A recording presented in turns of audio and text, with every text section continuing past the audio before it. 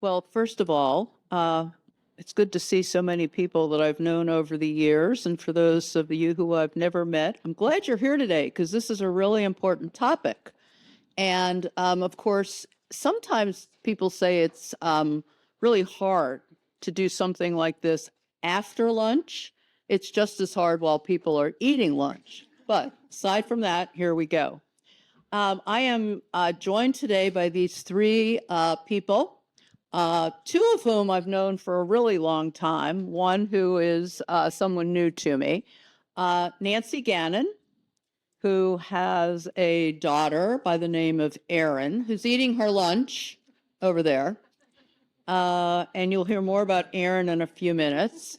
Joe is here to my right, and Joe has a brother by the name of Matthew. You'll hear a little bit more about Matthew. And then my former coworker, Melissa Skiffin, who is a mother to Kiefer, and you'll hear more about Kiefer in a few minutes. But I just want to kind of set the stage for why we're here today. Future planning is one of the most important things that families of folks with all types of disabilities need to do. In the past, I've been a support coordinator. I've supervised support coordinators. I've been a disability advocate. I've done public policy, state government. And I can tell you the worst phone calls I've ever gotten have been from a family member, sometimes a brother or sister, grandmother, grandfather, cousin, aunt, uncle. And the phone calls generally start something like, "Hi, I hope that maybe you could give me some information. I have a grandson, I have a brother, and he was living at home with his mom, and last night she passed away. And we're really not sure what to do." Those are the worst. And I don't know if there's any support coordinators here today. If there are, you're probably sitting there thinking, yeah, I've gotten a few of those calls. Those are the worst calls because we have little to no information to go on. And the person who is at the center of this phone call is also the person who now has lost remaining parent, sometimes totally by accident, sometimes, after seeing a parent, go through a lot of medical issues and then finally pass. But now this person's lost their last remaining parent, and the people around this person don't know what to do. And I can assure you that these are not good situations for the family, for a support coordinator, if there's even one in the picture, and the person who is going to have to face whatever's going to be done in terms of services, where this person's going to live, what services this person's going to get. It could all be prevented with some planning. So if nothing else happens after this afternoon, everybody that needs to plan, I hope that you leave today with the energy and the goal of starting to plan. If you've already started to plan, the next step is to look at that plan and take the next step. And remember, we're talking about planning. There's short-term planning and long-term planning, okay? Not everybody has a will and a trust. and a power of attorney all neatly, in a binder someplace. If you do, that's great. But even if you're starting or you're, a little bit down the road, don't give up. It's not something any family really wants to do, but we have to do it. Because if we don't, it's our family members who in the end are going to suffer. So that's why we're here today. That's setting the stage. And you're going to hear from 3 families who are different places in their planning, but at least they're moving on it. And the good thing is we're sitting here with people from the Achieva Family Trust who have the experience to help you do this. So no family has to do this by themselves. There's people to help you do this. That's the other good thing. Okay? So I'm just trying to get a sense. Who here today has started to think about persons or future planning, long-term planning, and has started to take some steps, say even baby steps? All right, good. All right. How many people think you're really pretty far down the road? You've got a will, maybe you've started to take, not you, yeah, like a will, a trust. Anybody so far? Okay, good. All right. So we've got some people ready to go. We've got some people who haven't raised their hands.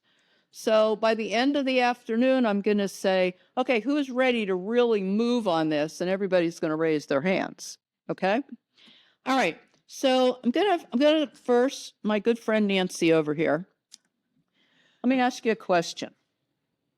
What made you get started in your planning for Aaron? I'm really not sure, Nance. I mean, as I said earlier when I spoke, we were sort of flying by the seat of our pants. So probably it was beginning to talk to other parents and then to talk to other professionals. I kind of started with parents like, well, what did you do? Or, oh, like I have to have a special trust. So, I mean, we began probably when she was in her 20s that we began to make plans. Everything is in place. There's a medical power of attorney. There's a trust with Achieva. So if I drop dead tomorrow, Aaron's future looks pretty good. But I think if I'm going back, I'd start earlier to look into all kind of things. But we were a little late probably in beginning that. She was well into her 20s before we did something. Yeah. Now, it's different when we're a mom or dad, right, planning, as opposed to a brother or sister. It's a totally different, you have a different relationship, right? Different ages, right? Different, and so many things are different. So for Joe, what got you started with planning? I'm the eldest of 5, and my special person is my youngest brother, who's just turned 65. And I was called into action unexpectedly. We were never boys together because of the age difference, so I really didn't know my brother very well. My mother died about 7 years ago, and it turned out that was a precipitating incident in his life. He also went on dialysis. His kidneys failed, and then he collapsed. And so I was literally in Europe when I got a call saying, I'm keeping an eye on him. But I said, your brother, he's in the hospital. He can't move. He's incapacitated. So I sprung into action. And so that's how I didn't do any planning at all. I was just on the spot. And because I'm the eldest brother and the responsible one, it's my responsibility. So I've taken that over. And I think with the help of Achieva, it's going pretty well. Okay. Now, it's different when you start in your 20s, but your daughter is now in her 50s, or your brother is 65, right? It's different when you're the mom of a 13-year-old, right? So, and times have changed from when From when we started, right? yes. Right? Mm-hmm. The whole service system has changed. There's no new rules, Social Security rules and Medicaid and waiver rules from when you started, right? To when Melissa starts. So, have you started yet? Yes and no. Kiefer is 13, and I knew about different concepts. I knew about Social Security, knew about waiver, very broad overview. I don't really think I understood the importance until I started working at Achieva and saw the other side of what happens. So it is that short-term, long-term plan, but it's difficult to think about his school dance on Thursday for a 7th grader and to also start planning for what happens next. And things are changing so often. And, it's interesting because he's 13 now and he's starting to become opinionated and independent. And I don't know where he got that from. But so I have my views of what his life looks like. But I'm starting to understand that what my views look like probably aren't going to be what his look like. So we need to take all of that into consideration and be flexible. And I don't think that future planning, whether it's financially, medically, housing, post-secondary ed, is a one-time conversation. It's something that you have to talk about repeatedly and change and pivot and refine as people change, but also as our systems and opportunities change too. So, how do you think about going ahead and doing this since Kiefer's an only child and you have a very small family? It's in little pieces, honestly. One thing at a time. We've talked for years. I have a sister-in-law who we've talked to who short-term, Kiefer's a minor, would definitely be someone who would step in and care for him if something were to happen to my husband and I. But long-term, we got to have a pretty solid plan. And we know that. And I think that's the difference, is that not a lot of people know that until it's too late. So we know that we need to have a solid financial plan. We know that we need to work closely with our supports coordinator. We know that his ISP needs to be current and updated and relevant. We know that we need to be addressing his needs and wants as he changes over the years too. So for now, it's kind of more focused on short term, but then also pulling in the pieces of, long-term planning too, and start to kind of sort all of those out. And it's hard, I'll be honest. Kiefer has Down syndrome and autism and some medical complexity, and I feel like he's constantly being seen by doctors or blood work or procedures. So it's hard to prioritize the planning when we need to prioritize his health right now first. So it's finding the balance. And I'll be honest, I'm not always great at it. You know what I mean? So I always think it's important to give yourself grace too. You know what I mean? So Nancy's right. If you haven't started yet, I feel like you have, because you're here. So that's something. So, how is it different when you have all the children that you do? Right. And that, I think Joseph would agree, that's much easier when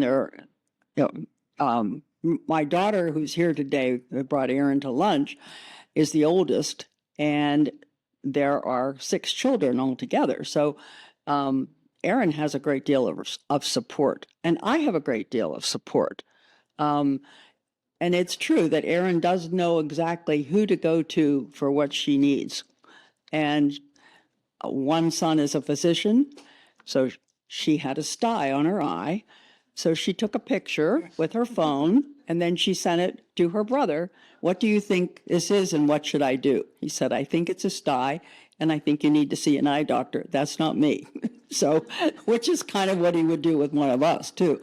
But I am very grateful that she has all these siblings. Yes, it makes life much, much easier. Did that help with the planning?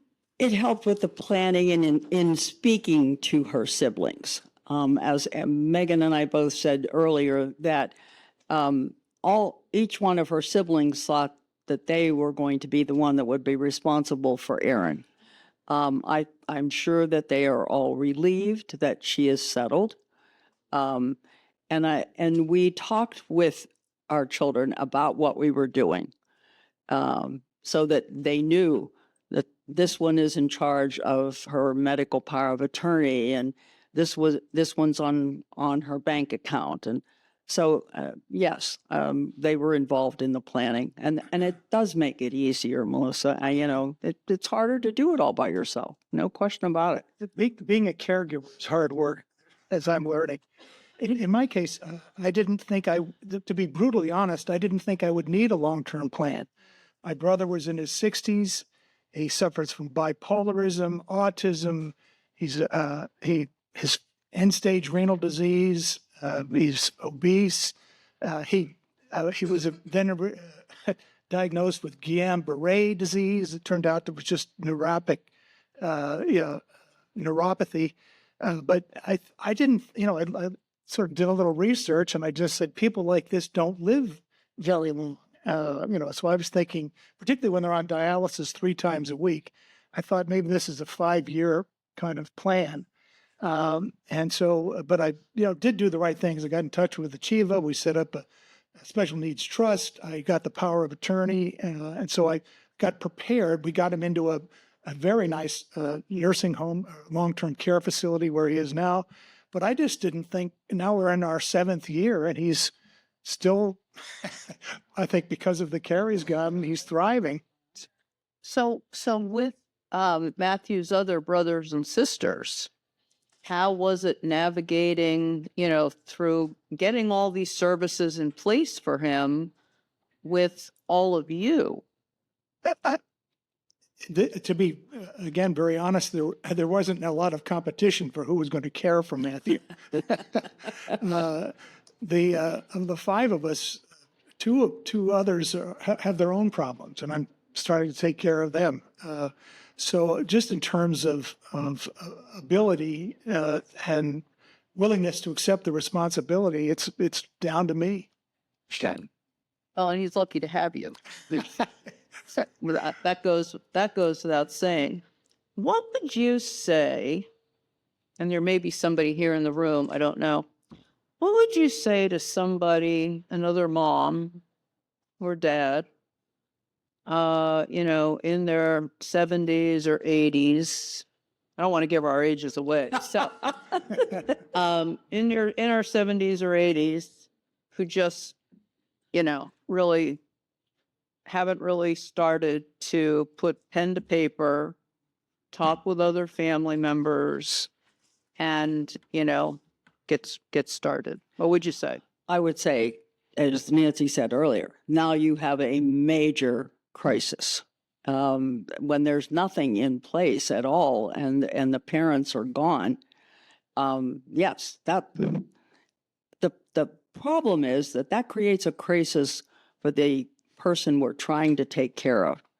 Not only would it be a problem for their siblings if they had any, but think about this person that there's no plan in place for. I mean, that's a disaster. I think I'm very lucky to have so much help, no question about it. But if we didn't, I'm 87 years old. I mean, I'm on borrowed time probably. So the fact that she's well taken care of, that she has a trust, that we have medical power, all these things are in place, and that she's living in her own home with her friends, that's going to help tremendously. She's very comfortable where she is. So grief is a terrible thing for anybody to go through, but to have other problems on top of the grief, that's being very unkind to our our individual, our child. You know, Have you ever had a conversation with another mom or dad about planning and, you know, I know a couple of couples that have made no plan. They believe that this individual is going to be well taken care of by their daughter. One of their other daughters will step in, but there's no plan in place. I'm really not too sure how to get through to somebody like that. If they don't speak with professionals, I'm not sure, but I think it's really going to be hard on this child, and they're in their mid-70s, so it's not an easy situation where they are. well, listen, have you, I'm just curious. So, you know, younger families like yourself, is this a topic of conversation with younger families? I think it is. I think it's in a little bit different of a context, not so much we have to start planning right now, but more about starting to plan right now. You know, is your loved one connected with the county? Do they have a support coordinator? Those conversations. You know, we always make sure that Kiefer's ISP is updated because no matter what, I know he's had the same support coordinator for 10 years. I don't want to brag, but it's pretty fantastic.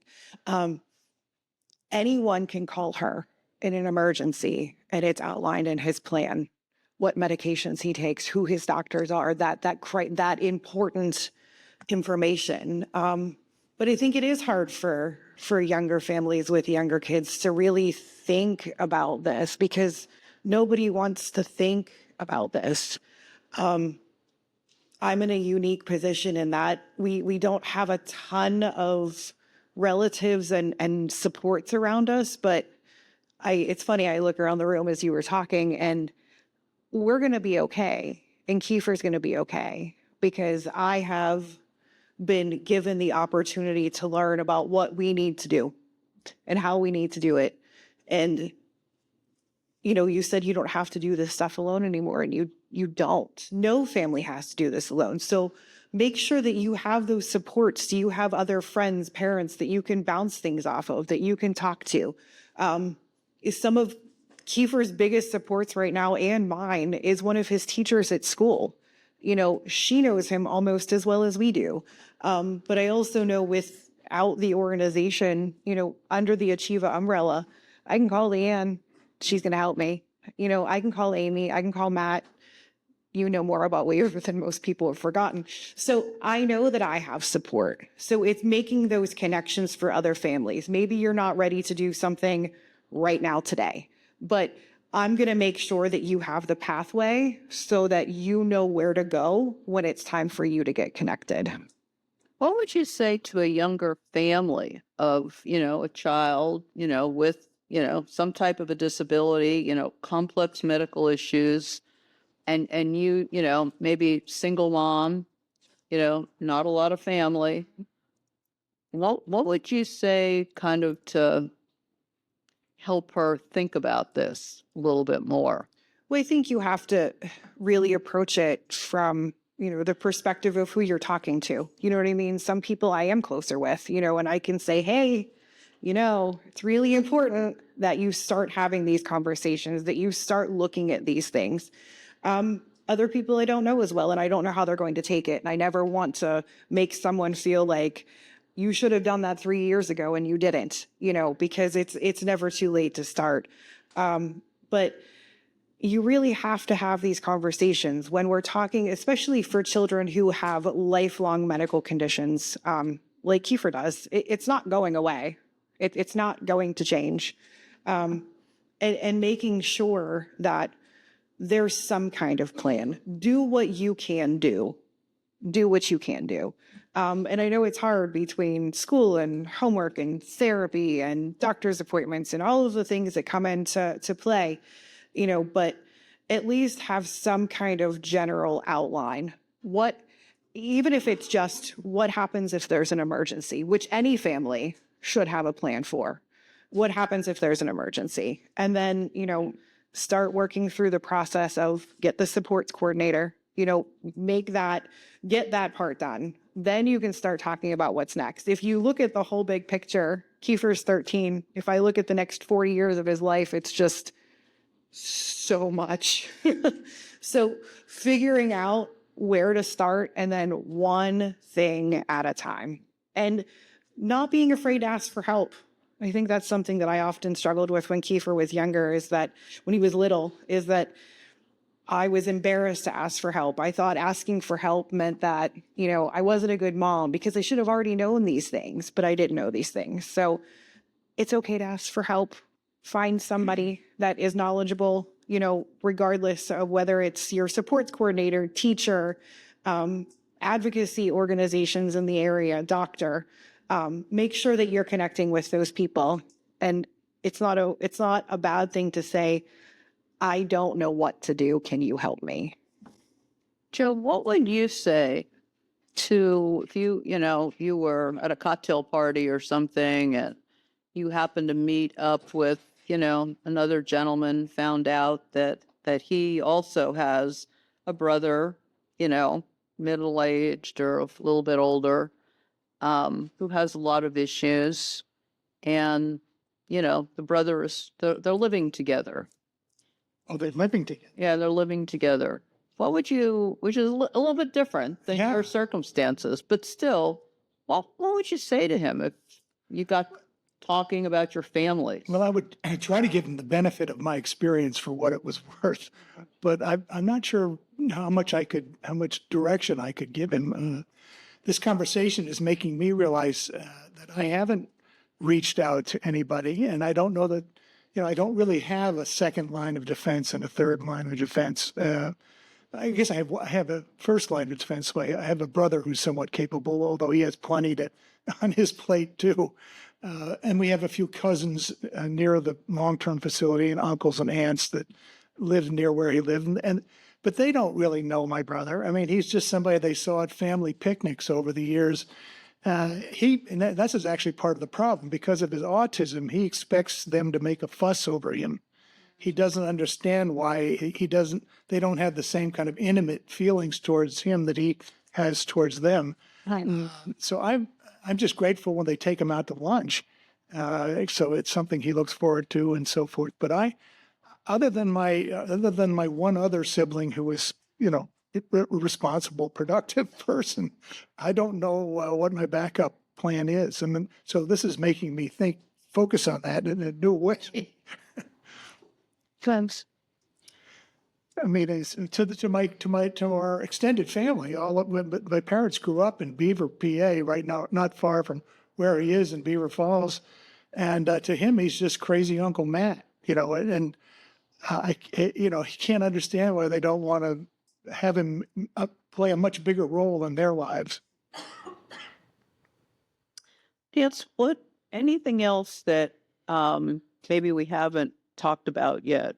Anything that, either you have experienced or other families? Because you know a lot of families. Well, I will say, that we did have somebody draw up a trust in a law firm that we knew. And then I realized that trust really wasn't what we needed. I didn't know what we needed, but I knew that wasn't the right one. And it was another board member at Achieva who I went to, and he said, this is what we need to do, And so he guided me through that. But the first will, the trust we tore up, that probably would not have served us well at all. So I do think, you make mistakes along the way, but unless you're talking with the professionals, and my expertise came from dealing with people at Achieva. I had many phone calls on many different issues, and I always got help. I'm like Melissa. I don't know that you can lead somebody who doesn't want to be led. I have a friend, and as I say, they're They're not making any plans, nor do I see them doing it. I think they're going to be gone, and one of their siblings is going to have to take over and make the arrangements, but they're not moving. So I don't know how I don't, you can say this is what we've done. These are the experts we used, but if you don't get any response, I think you have to back off. Now, Is there anything you would have done differently? Except for the one will? no, I don't think so. I don't really think that I think we pretty much did what we thought was right, and it's turned out to be right. Well, and that's a good feeling, right? Yeah. For the rest of your life, knowing that. Joe, not that you were engaged in the planning, as you said, it fell into it happened, right?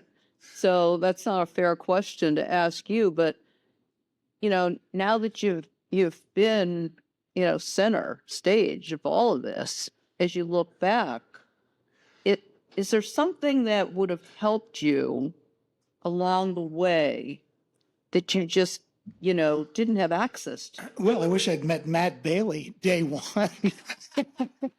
I mean, trying to navigate this Byzantine, crazy, contradictory world of government benefits Don't hold back. is just nightmarish. Actually, my mother's estate attorney said, you really need to meet Achieva. Achieva will set up a special needs trust. He sounds like a perfect candidate for that. And that turned out to be great advice at the right time. And I must say, I've been very pleased as a client. Achieva's done a good job of managing his life savings, which are paying for his care right now. They've also, they pay his bills. They relieve me of having to fill out his tax returns in one way or another. They also are experts, and it gives me the confidence of knowing that I have someone that I'm a part of that I can call on to help me, and they have helped me in the past. But also, I would just say, and I don't know whether you were alluding to this, Melissa, but there's just the emotional release of having a partner when you're dealing with a challenge like this. Just having somebody not only who knows what they're doing, but seems to care. That's at least for me, psychologically very important. I think for any family, nobody wants to go through this by themselves. Nobody. No, but I don't. I look ahead. I don't know. He's spending down his life savings. He's in a private pay facility right now, which is very nice. But I've confirmed with the director they're going to kick him out when he runs out of money. So my next challenge is to try to figure out how to get him into a good long-term facility, and then eventually a skilled nursing facility that won't kick him out when he runs out of money. And that's what I'm working on right now. With Matt. Yeah. That's why we have Matt. So Matt, I want to get on your calendar. He just remembered, Matt. He needs to talk to you. Melissa, is there one thing that you now know that maybe you wished you had learned a little bit earlier? Might not be a fair question because you're still new at this, but is there something that you wished you had known earlier? Or what's been the most important thing that has really helped you? You ask tough questions, Nancy Murray. It's weird because on one hand, it feels like I've been doing this forever. And on the other hand, it feels like I'm still so new and learning at every turn. I think that for so long, and I'm with you, that a lot of the systems don't make sense. So when Kiefer was born and we found out he had Down syndrome, it was this one path. And by the time he was 3, I felt like I was pretty solid on this path. Like I knew what the path was, and I knew who to call, and I knew all of the things. And then he was diagnosed with autism, which is a completely separate path, and they don't talk and they don't meet. And it's really difficult to make sure that both of those paths are running together to support a person. I feel like it's interesting. I've been an advocate with Achieva for 6 years now, but before that, I had an advocate through Achieva who, yes, provided advocacy services, but she was the first person that said, my son also has Down syndrome and autism. And it was an immediate connection. I felt like I was finally not on an island. So my goal is not just professionally, but personally, is to help other parents not feel like they're on an island and help them find a way to get connected and get off the island. But I wish the path was a little bit clearer on what the future holds. I wish somebody could give me a playbook and say, okay, you know, you are here on the map and this is how you get to all the places. But it doesn't work that way. So I think things have changed a lot since Kiefer was born 13 years ago. Now information is a lot more connected. There's easier ways to find things. There's more support out there to help families navigate this stuff. We are by no means done, but I think it's getting better. I think I shared with all of you, you know, when Kiefer was little, there were only 4 post-secondary college opportunities in the state of Pennsylvania for kids with intellectual disabilities, and now there's over 20. So my hope is that by the time he graduates high school, we have this buffet of opportunities to offer him. That's my hope. I don't know if it's going to work out that way, but that's my hope. If there was one thing I could change, it would just be that people just didn't feel so alone and people knew where to get support or who to ask. Because I feel like sometimes misinformation is also an issue. If you ask the wrong person or look in the wrong place, then, you know, even when people I'm talking with, if I can't necessarily help them completely, I try to help them in some way. Give them a warm handoff, connect them to Matt. I do that all the time. Just ask Matt. He's probably tired of me calling him. But connect them with somebody that has a better understanding than I do. But mostly I just enjoy listening to people and helping them feel heard. I don't know what I would change. I think that even though things have been difficult at times, Kiefer is exactly where he is supposed to be. He's exactly who he's supposed to be. I'm curious and excited about the future. Also kind of terrified, if I'm being honest. But that's me. I'm terrified. He's excited. He is independent and opinionated and a valued member of his school and his community. And I guess, you know, at the end of the day, more could you want? And he has a big dance coming up on Thursday night. So he's not thinking past the dance. He is not. He is Right. not. So I know we're coming up on the end of our time, and you're going to be hearing from Hugh, right? Oh, okay. The way you looked at me, did you forget? We're been. Okay. But does anybody have any questions for any of our 3 esteemed panelists this afternoon? Any questions? Yeah. Oh, I don't know why she's never was, but she's my son dad.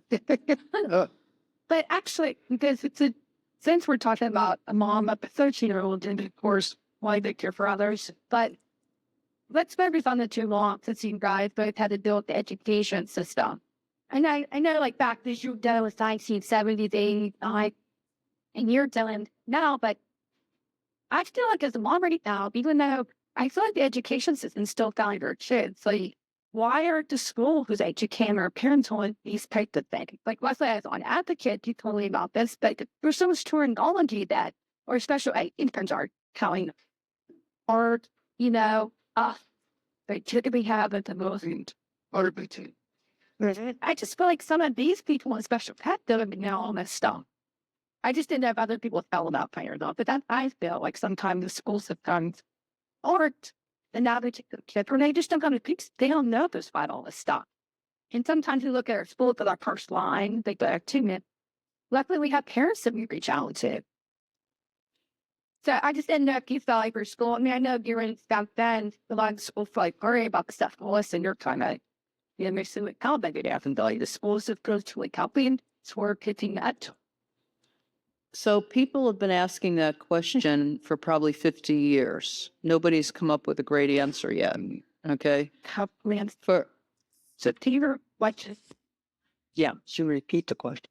oh, repeat the question. Why aren't schools, school districts, educators, teachers doing more to educate families, provide information, provide resources? So that's been a question for at least the last 50 years. Nobody's come up with an answer or a strategy to change it. But I think what I've heard over the years is at least we can't expect educators to understand the complexity of, the disability systems. That would be way too much. What they should be able to do is to point a family in the direction of the person or the department or the organization that can help them, that are responsible. So for most of us in this room, teachers, school districts should be putting, families of kids with IEPs in touch with their local administrative entity, supports coordination unit, service coordination unit, depending on which system you're in. That's what they should be doing, because those are the people then who should take it from there. And is that happening? No. And that's where we're falling down. And keep in mind that for probably 40 years, there's a memorandum of understanding between the Pennsylvania Department of Education and the Pennsylvania Department of Human Services. And it's on paper. But unfortunately, we don't get a lot of school districts and educators who know where to refer a family. That's all they really need to do. So, like I agree. So we know that there's that side. And it's fair to take this o'clock into the nervous coming up, and especially if you have a kid that starts in inland first grade. I mean, you think advocacy that should be really knowledgeable. I hear is now on board the school district coming to me. Well, how no, the school didn't tell us about an advocate. I'm trying to educate other parents about my advocate. And that's pretty sad that there's parents in the school districts that still don't know about advocacy. You think that the school could at least say, hey, your kid has special needs. Did you think about getting an advocate? Did you think about getting a case manager? Because not everyone knows about these resources. But thanks for sharing. yeah, I don't think anybody in this room would disagree with you. But I think Melissa made a good point earlier in saying there are some families or some moms that feel as though we have to do this all on our own. Because if we don't, we failed as a parent, that we're not good parents to our children if we need some outside help. And I think that still exists today. And I think, sometimes families are reluctant even to look. Do. Any other question? Yeah, there's. It's not so much a question, it's just more of a comment piggybacking on what our last person just said. Is it just stresses the importance of, as parents, we have to keep re-educating ourselves all the time. Just like you said, when you, the mom at the end, when you said that you had a will put in place and years later you found out that didn't really serve the needs. It's such a revolving environment. Rules change, laws change, and no one's handing out this information to us freely. So it's really, really important that there are conferences like this that reach out to, professionals, parents, whoever needs to be involved in it. So I thank you for that. But as Nancy said, it's a two-way street. Many parents will not even acknowledge that they have a child who isn't perfect, even to their best friends. I mean, they'll share other information, information about their family, but they will never say, my son or daughter is not perfect. And so, in fairness to the schools, there has to be a dialogue of some sort. Yeah. Okay. Well, There's a hand back. oh, I'm sorry. Good day. I'm Dr. Victoria Rice Campbell. I'm an employee of the Allegheny Intermediate Unit. It is our joy to host you. As far as information, in the Commonwealth of Pennsylvania, every school district has a transition consultant. If you do not know the name of that individual, you can get that information on the Pennsylvania Department of Education, because every school district has a name on that list. The transition consultant is the individual that can continually inform you. I'm going to make a plug for ODS's life course. Chris Docker came out, worked with my parents who did not have a supports coordinator. That has been taken care of. And at every IEP meeting, there should be a transition plan for students that are 13 and above. I know that state law is 14, but we must create the transition plan during the time that the student turns 14. Information about ODS and the Office of Vocational Rehabilitation should be discussed at every meeting, including the independent living skills. Transportation is the barrier for my students to get to work, so that needs to be a conversation at every IEP meeting. So this is what I'm going to encourage professionals and parents to do. Go on the Pennsylvania Department of Education website. There is much information about transition. Walk into that IEP prepared. Tell me about future planning, ODS, OVR, transportation. Go in as an informed advocate for your children. This is my 50th year in public education. I have enjoyed every year in special education. This has been an amazing opportunity for me, and my thanks to Achieva. Thank you for sharing all that information. And I'm sure there's a lot of people, a lot of parents in the audience today who are going to ask you to come to their IEP meeting with them. They're going to be lining up. All right. That's a great high note to end on. So, on behalf of Nancy and Joe and Melissa, we just want to thank you for coming out today. And now I just hope that everybody's going to go home with the energy and the can-do spirit to take your next step, whatever that next step is for your future planning. Okay? Amen. Thank you, everybody.